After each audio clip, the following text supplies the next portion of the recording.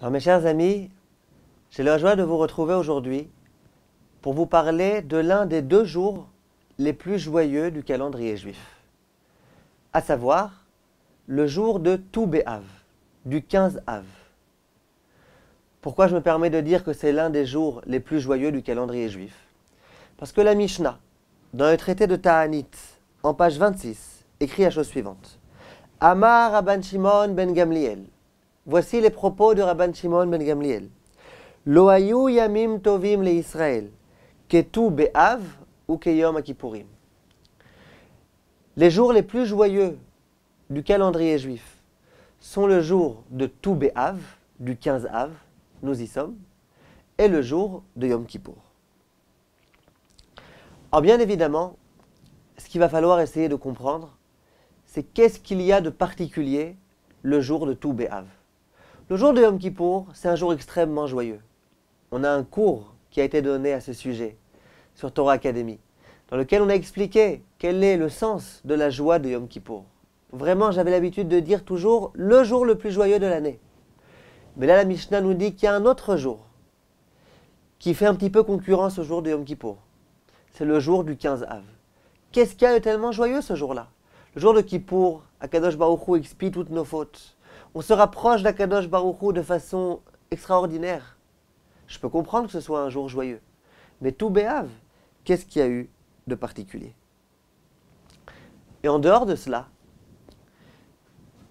on a à peine eu le temps de se remettre du deuil terrible du Beth Amikdash, qui a été célébré le jour de Tet B'Av, du 9 Av, le jour le plus douloureux du calendrier juif.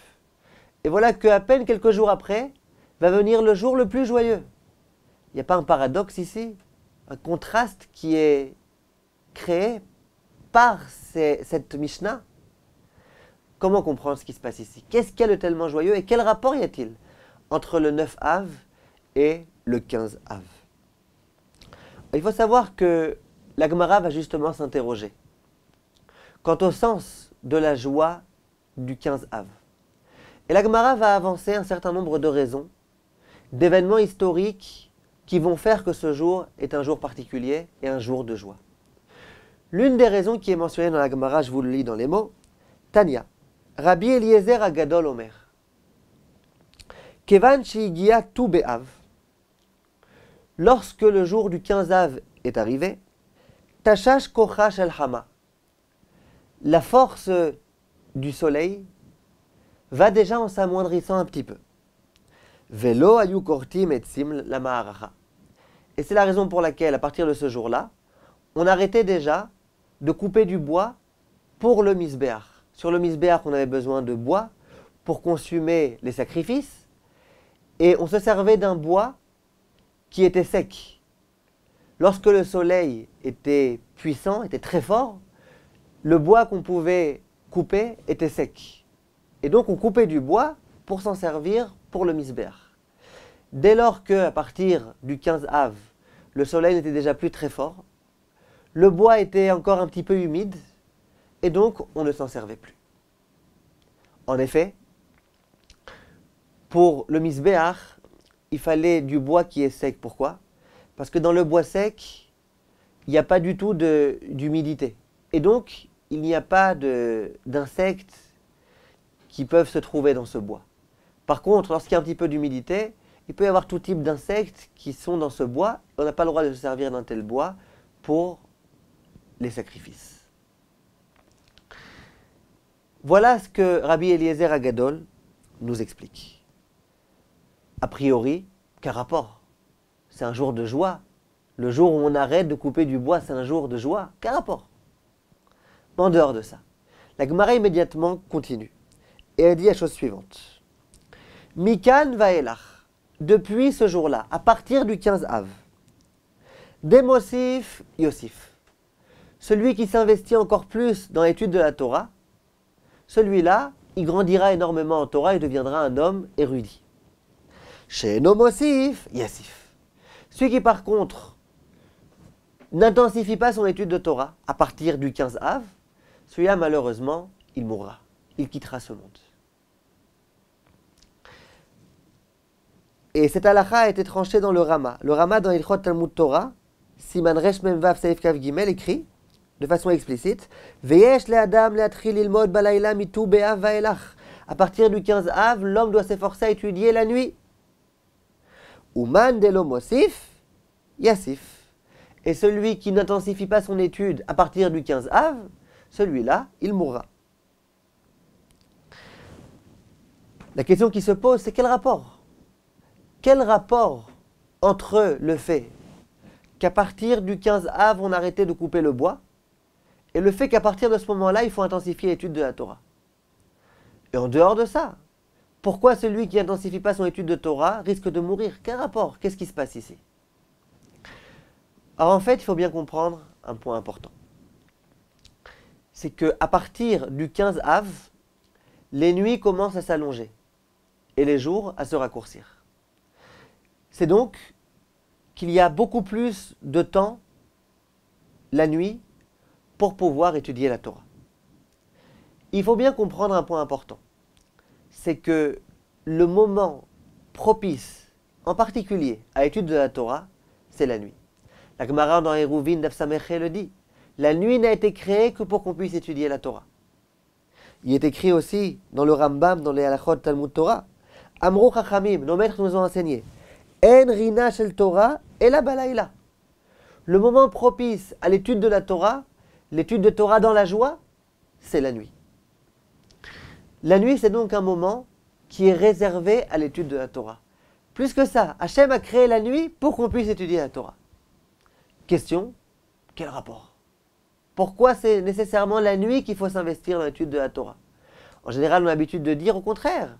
Le matin, on vient de se lever, on est dispo, on peut étudier tranquillement, on a vraiment l'esprit tranquille, on est concentré, on a du punch. C'est le matin qu'on étudie bien la Torah. Là viennent Chachamim et nous disent non, pas du tout. Le moment propice à l'étude de la Torah dans la joie, c'est la nuit. Pourquoi? Qu'est-ce qu'il y a de particulier la nuit? En fait, il faut bien comprendre que la nuit, c'est le moment durant lequel on est le plus tranquille. La nuit, il n'y a pas de travail, en général en tous les cas. La nuit, il n'y a pas de rendez-vous. La nuit, il n'y a pas de téléphone, en général. Les gens ne sont pas censés nous appeler à 11h ou à minuit ou à 1h du matin. La nuit, c'est un moment durant lequel on est tranquille. Il n'y a pas de bruit dans les rues. On peut être tranquille, les enfants dorment. Personne n'est là pour nous embêter. C'est donc le moment durant lequel on peut étudier la Torah tranquillement, sans être dérangé, sans avoir de stress. Tout est fermé, tous les bureaux sont fermés, on n'a rien à faire à ce moment-là. Celui qui s'investit dans l'étude de la Torah à ce moment-là, il peut être sûr qu'il pourra étudier la Torah tranquillement. C'est d'ailleurs la raison pour laquelle, je ne sais pas si vous êtes au courant, mais le Rav Ovadia Yosef, il n'avait pas l'habitude de prier le matin au Netzachama. Il y a des grands rabbanim qui avaient l'habitude, tous les matins, de prier Shacharit au Netzachama. Le Rav Chaim Kanievski, le Rav Mordechai Eliyahu, beaucoup de rabbanim. Le Rav Ovadia Yosef, non, il priait le matin à 7h, pas à 5h du matin, pas à 4h30 quelquefois ou 5h30. Toujours il priait à 7h du matin. Et beaucoup de personnes se sont interrogées. Pourtant, le moment idéal à l'office de Shacharit, c'est le Netzachama. C'est écrit dans le Shulchan Aruch, c'est écrit partout. Comment ça se fait qu'un Rav tellement grand, qui pouvait sans aucun problème se lever tôt, s'il voulait, prier, exprès, j'allais dire, à 7h du matin? Un jour, j'étais posé la question à l'un de ses élèves très très proches. Et il m'a dit, je vais t'expliquer ce que le Rav m'a dit. Le Rav m'a dit, regarde, toute la journée, il y a des gens qui viennent, qui tapent à la porte, qui me posent des questions. Et il y a des téléphones, et quelquefois je suis obligé de répondre. Quelquefois, il y a le Premier ministre qui vient me rendre visite. Toute la journée, je suis sans arrêt dérangé. J'ai aucun moment durant lequel je peux étudier tranquillement. Le seul moment durant lequel je peux étudier à peu près tranquillement, c'est la nuit. La nuit, à minuit, à 1h du matin, à 2h du matin, personne ne m'embête. Je peux étudier tranquillement, il n'y a aucun téléphone, personne ne vient, personne n'ose taper à la porte à cette heure-ci. C'est le seul moment que j'ai pour pouvoir étudier. Si je me couche à 3h du matin, 4h du matin, je ne peux pas me lever à 5h. Donc je préfère me lever à 7h et prier Shacharit en accomplissant la mitzvah un petit peu moins bien, mais pour au moins pouvoir étudier la Torah tranquillement toute la nuit. Si jamais je voulais me lever au Netz, je devrais me coucher au début de la nuit. Et donc malheureusement, j'aurais jamais aucun moment pour étudier. Le matin au Netz, je me lèverais, immédiatement les gens commenceraient à venir et à me déranger. On voit donc que la nuit, c'est le moment durant lequel on peut être tranquille. On peut étudier la Torah tranquillement. C'est la raison pour laquelle celui qui, la nuit, investit toutes ses nuits, essaye d'étudier un maximum la nuit, celui-là, il pourra grandir énormément. Pour pouvoir étudier la Torah, il faut être tranquille, il faut être concentré, il ne faut pas être dérangé à chaque instant. Il ne faut pas risquer d'être dérangé à chaque instant. Il y a des personnes qui étudient la Torah avec le téléphone portable allumé. Ces personnes, je leur dis, mais tu ne peux pas étudier la Torah avec le téléphone allumé. Tu es en plein Tosfot, et d'un coup on t'appelle, on te dérange. Alors souvent les personnes me disent, oui, mais en général on ne m'appelle pas. Combien? Un coup de fil toutes les 2 heures, toutes les 3 heures? En général, je peux finir mon Tosfot sans qu'on me dérange. Et moi de répondre à ces personnes-là, c'est vrai. Mais à chaque instant, tu sais qu'on risque de te déranger. Le simple fait que tu commences à étudier ton Tosfot en sachant qu'on risque de te déranger, ça fait que tu n'es pas connecté à Tosfot. Tu es déconnecté du Tosfot parce que tu es connecté à une possibilité qu'on puisse peut-être te déranger. Acceptez cette idée, mes amis, vous verrez que d'un coup, vous allez commencer à progresser en Torah. Pour pouvoir étudier la Torah, il faut être déconnecté de tout, être complètement concentré dans son étude de Torah. Et ça, c'est faisable la nuit. C'est la raison pour laquelle les personnes qui s'investissent dans la Torah la nuit, de 8 heures du soir à minuit à 1 heure, c'est les heures les meilleures pour pouvoir progresser en Torah. Alors bien évidemment, on a tendance à s'endormir. Il faut faire des efforts, mais c'est le moment le meilleur. Et chaque personne qui s'investit la nuit dans son étude de Torah, cette personne-là, elle grandira en Torah. Le Rav Ben Sion Abba Shaul avait la coutume de dire qu'il ne faut surtout pas perdre ne serait-ce qu'une seule nuit. Ainsi que le Rambam écrit. Toute personne qui investit toutes ses nuits dans l'étude de la Torah, cette personne elle grandira en Torah. Il disait le Rav Ben Sion, même le Khatan, le soir du mariage, qui étudie un petit quelque chose. Pourquoi? Écrit dans le Rambam toutes les nuits. Toutes les nuits, c'est même la nuit du mariage. La première nuit du mariage. Ça veut dire que la nuit, c'est le moment durant lequel on peut pouvoir espérer progresser en Torah. C'est la raison pour laquelle une personne qui n'étudie pas durant la nuit, la nuit commence à s'allonger, il y a de longues nuits face à nous, il n'y a déjà plus de travail à l'époque, en tous les cas on ne travaillait plus dès qu'il faisait nuit, c'était l'obscurité totale. Cette personne-là, elle a 2 problèmes. Premier problème, c'est qu'elle ne s'investit pas dans les moments durant lesquels elle aurait dû s'investir. Il y a des moments tellement magiques, tellement beaux. Pourquoi tu ne t'investis pas dans ces moments-là? C'est du gâchis. Tu perds ces moments tellement beaux, tellement propices à l'étude de Torah. Mais plus que ça. Une personne qui la nuit n'étudie pas la Torah, d'une certaine façon, elle méprise la Torah. Pourquoi?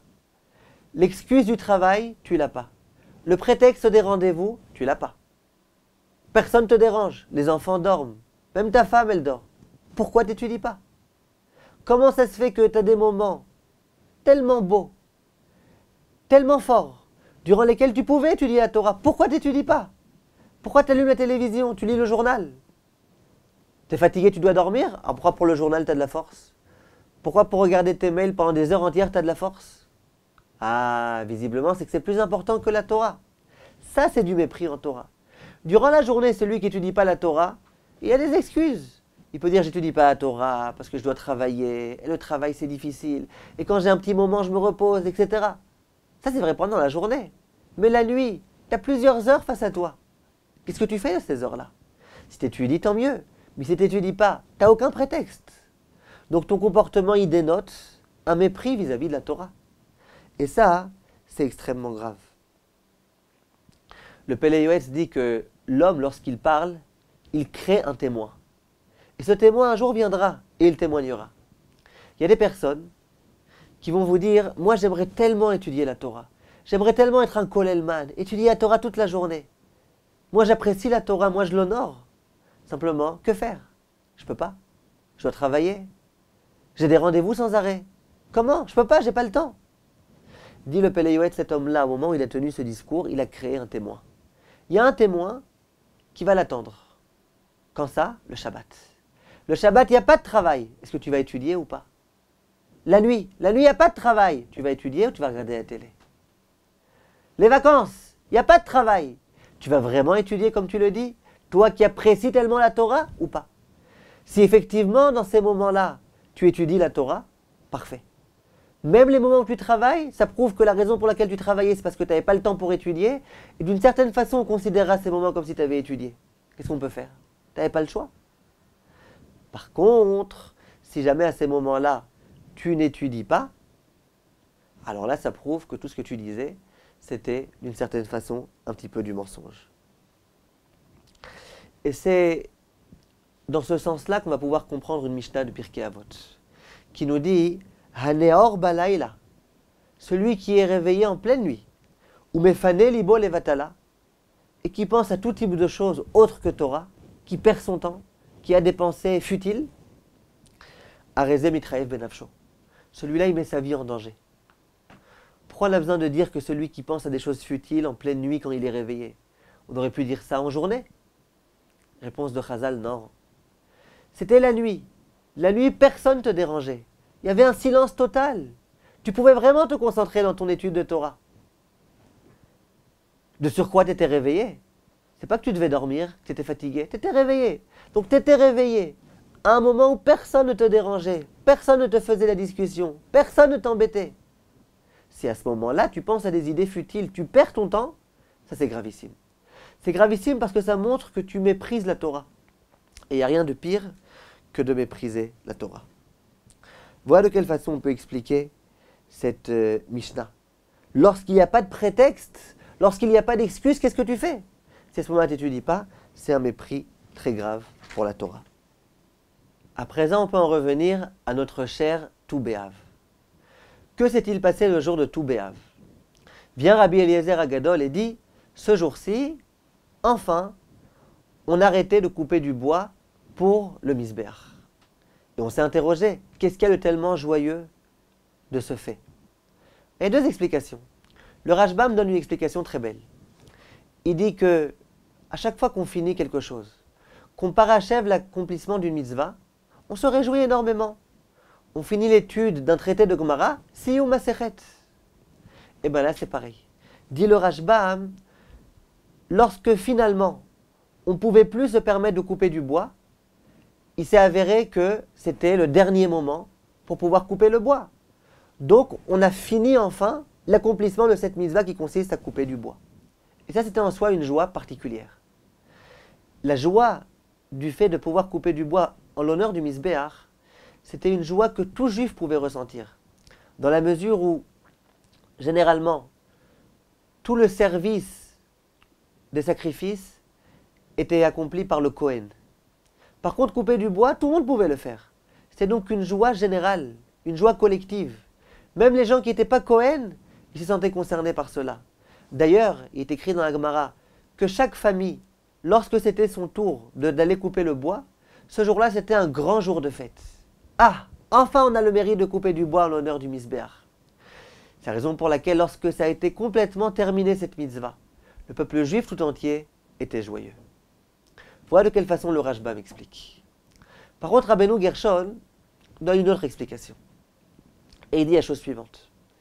Il dit, durant toute cette période-là, on devait couper du bois. Certes, on accomplissait une mitzvah extraordinaire, couper du bois en l'honneur du Misbéach. Simplement, lorsqu'on devait couper du bois, on devait fermer la Gemara. On ne peut pas en même temps étudier, en même temps couper du bois. C'est la raison pour laquelle, durant toute cette période-là, il y avait beaucoup de Torah qui n'étaient pas étudiées. Alors c'est vrai qu'on était obligés, mais il n'empêche qu'on ne pouvait pas étudier la Torah. Lorsque le jour de Tou B'Av est arrivé, et qu'on ne pouvait plus se permettre de couper du bois, et bien d'un coup, ces personnes-là, ces bûcherons-là, pouvaient retourner, retrouver le Beth Midrash, retrouver la Gemara, et se remettre à étudier. Et ça, c'était la joie. La joie de Tou B'Av, c'était que enfin, tout le monde pouvait se permettre à nouveau d'étudier la Torah. Ça veut dire quoi? Bien sûr que ce que Rashbam disait, c'est vrai. Bien sûr qu'il y avait une première dimension de joie qui provenait du fait que, Baruch Hashem, on est joyeux d'avoir pu accomplir cette belle mitzvah. Mais bien Rabbeinu Gershon, il dit, il y avait une joie encore plus grande qui prenait le dessus.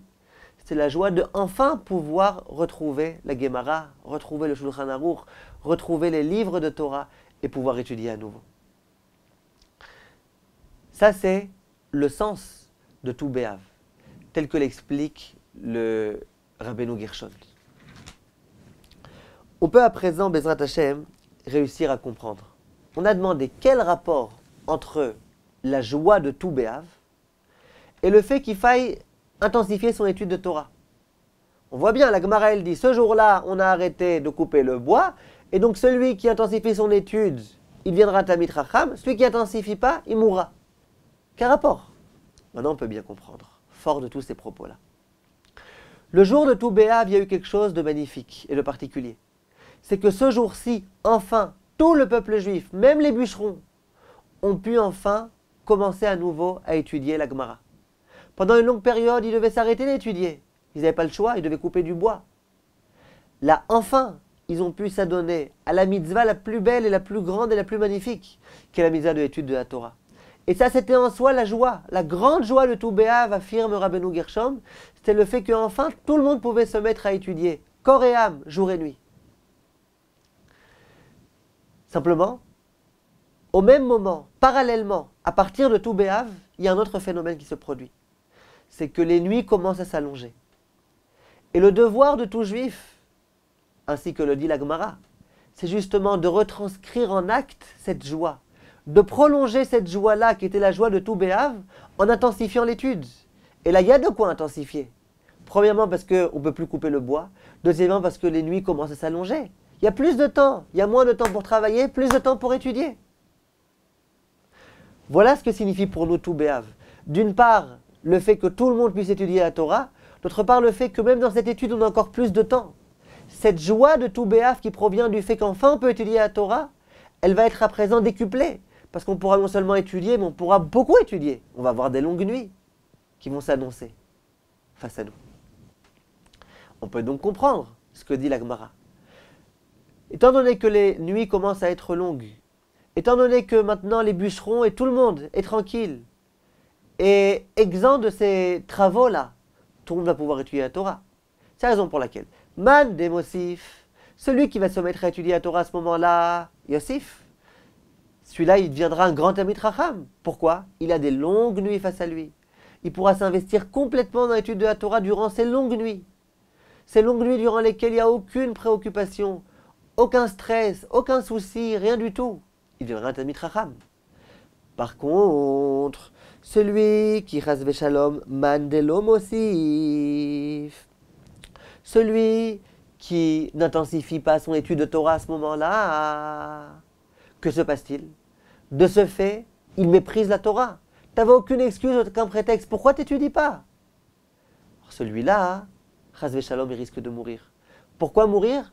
Parce que c'est gravissime ce qu'il fait. Il méprise la Torah. Il n'avait aucune excuse, rien du tout, pas de travail, rien. Pourquoi tu n'étudies pas? Tu méprises la Torah? Non, ça, Kadosh Baruch Hu, ça le fâche terriblement qu'on méprise la Torah. Tu veux ne pas l'honorer, c'est déjà grave. Mais la mépriser, à ce point-là, que tu préfères un feuilleton de télévision plutôt que l'étude de la Torah, ça c'est gravissime. Et ça, Kadosh Baruch Hu ne permet pas. Plus que ça. La Mishnah en Pirkei Avot reprend les mêmes termes que cette Gemara. Et elle dit... Oudela Mosif, Yasef. Celui qui n'intensifie pas son étude de Torah risque de mourir. Si on réfléchit bien, l'auteur de cette Mishnah des Pirkei Avot, c'est Hillel. Hillel, on le connaît pour être un homme agréable, affable, gentil. Il y a toujours les mots agréables à dire. Comment il peut être ici tellement sévère? Celui qui n'étudie pas va mourir. Ça ne correspond pas, c'est pas adapté à Hillel. Hillel, en général, il a un autre discours. Laissons ce discours, je ne sais pas, pour Shammai, pour les autres rabbanim, pas pour Hillel. Qu'est-ce qui se passe ici? Vient Rabbeinu Yona et il dit des mots terrifiants. Il dit la chose suivante. Celui qui se dit, moi je suis Chacham, j'ai déjà étudié suffisamment de Torah. Pourquoi maintenant je vais continuer à étudier encore et encore et encore? Ça y est, j'ai suffisamment étudié. Dit Rabbeinu Yona, dans la bouche de Hillel, Yehi Ratzon, que soit l'effet de la volonté de Hachem. Chez Zéhaïch Yamout, que cet homme-là qui tient ce genre de discours meure. Veyasef el Amav, qui rejoigne ses ancêtres. Écoutez les mots ici. Velama yichye od, shegvar kam mililmod, qui en chayav tzrichim. Pourquoi voulez-vous qu'il vive encore? Si déjà il a fermé le livre, qu'il a d'emblée décidé qu'il arrêterait d'étudier. Pourquoi voulez-vous qu'ils vivent encore? Écoutez les mots. Ki en chayav tzrichim. Il n'a déjà plus besoin de vivre. Ça veut dire quoi? C'est difficile à entendre, mais c'est la réalité. Dire à Beno Yona, l'homme a été créé pour étudier la Torah, pour accomplir les mitzvot de Hachem. Dans la mesure où l'homme dit ça y est, c'est fini. Moi, j'ai déjà dépassé cette étape-là. Ça y est, moi, je suis déjà suffisamment chacham, j'ai plus besoin d'étudier. Donc, dorénavant, j'arrête d'étudier. Dit Hillel Hazaken, t'arrêtes d'étudier, arrête de vivre aussi. La vie d'un homme, c'est l'étude de Torah. Tu veux plus étudier, on ne vit plus. Ça ne sert plus à rien que tu vives. Ce n'est pas une punition, c'est une réalité. La réalité, c'est que l'homme qui arrête d'étudier, c'est un homme qui est mort. C'est un homme qui ne mérite plus la vie. Voilà ce que dit Hillel. C'est la raison pour laquelle, durant ces jours-ci, on a des nuits entières pour étudier, sans prétexte et sans excuse. Celui qui n'étudie pas, ça prouve qu'il méprise la Torah. Ça prouve qu'il a renoncé à l'étude de la Torah. Et bien cet homme-là, malheureusement, il ne mérite plus la vie. De l'âme Mosif, Yassif. Et c'est écrit explicitement dans la Mishnah, le Pirkei Avot, on l'a dit. Celui qui a la nuit pour étudier, et qui est réveillé en pleine nuit, et qui n'étudie pas, il est passible de la peine de mort. Arezemit Chayev Ben Afsho. C'est ce qui se passe ici. Celui qui a maintenant des longues nuits face à lui, et qui en plus n'a plus besoin de couper le bois. Alors, pourquoi il n'étudie pas à ce moment-là? S'il n'étudie pas, c'est gravissime et c'est dangereux. Mes chers amis, on se trouve à présent, non seulement à la période de Tou B'Av, où bien évidemment vont s'annoncer face à nous de longues nuits, les longues nuits d'hiver. Mais mieux que ça, on est en période de vacances. Or, je ne suis pas ici pour essayer de vous gâcher vos vacances, Chas v'Shalom. Sûrement pas. Simplement, il faut qu'on réfléchisse un petit peu. On a à présent une période durant laquelle on peut étudier. On n'a plus le stress du travail.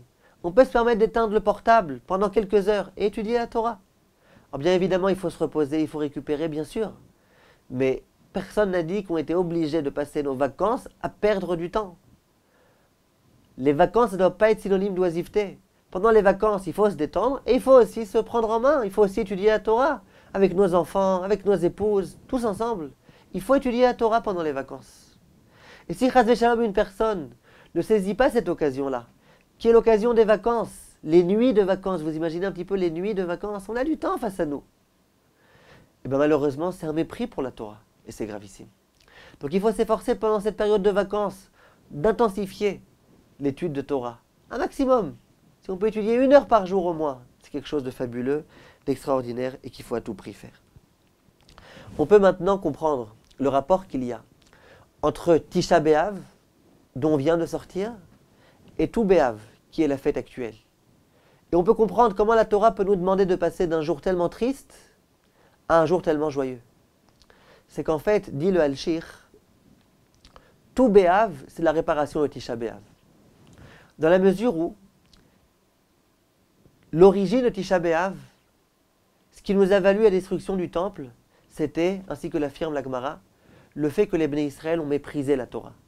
On a tout un cours sur le site au sujet de Tisha B'Av à ce sujet-là. La raison pour laquelle le temple a été détruit, c'est parce que les Bnei Israël méprisaient la Torah, qu'ils la galvaudaient. Ils ne récitaient pas les bénédictions sur la Torah le matin, parce que pour eux, la Torah n'avait aucune espèce d'importance. La Torah ne se résumait qu'à une science comme une autre. Et ça a entraîné la destruction du Beth Amikdash. Pourquoi? Pour plus de détails, regardez cette conférence-là, j'ai expliqué en long, en large, en travers pourquoi. Mais en tous les cas, le Beth Amikdash a été détruit à cause de ça. Vient Tou B'Av.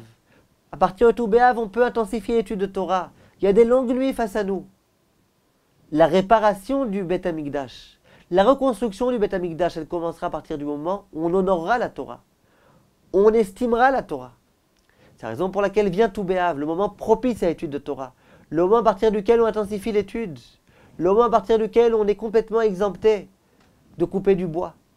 Le moment à partir duquel on a des longues nuits. Et c'est ça la joie de Tou B'Av. La joie de Tou B'Av, c'est d'enfin pouvoir étudier la Torah. Les personnes, Bezrat Hashem, qui se renforceront à l'étude de Torah à partir de Tou B'Av, ainsi que la halakha le demande. Ces personnes-là, non seulement elles mériteront la joie de la Torah, puis Koudé Hashem, Yesharim et Samchelev, la Torah elle réjouit le cœur. C'est pas que le Tou B'Av qui sera un jour de joie. Le Tou B'Av, ça sera qu'un lancement dans cette joie particulière, qui vous accompagnera pendant tout l'hiver, Bezrat Hashem. Mais plus que ça, grâce à Tou B'Av, grâce à la bonne compréhension de ce qu'est l'étude de Torah, grâce à l'honneur qu'on donnera, qu'on accordera à l'étude de la Torah, grâce à ça, on pourra reconstruire le Beth Amikdash. Le Beth Amikdash qui a été détruit parce qu'on méprisait la Torah, c'était à Tisha B'Av. À Tou B'Av, on commence à investir nos nuits dans l'étude de la Torah. C'est de cette façon-là qu'on pourra reconstruire B'ezrat Hashem le Beth Amikdash. Bekarov Mamash. Amen ve Amen. Merci de votre attention. À bientôt.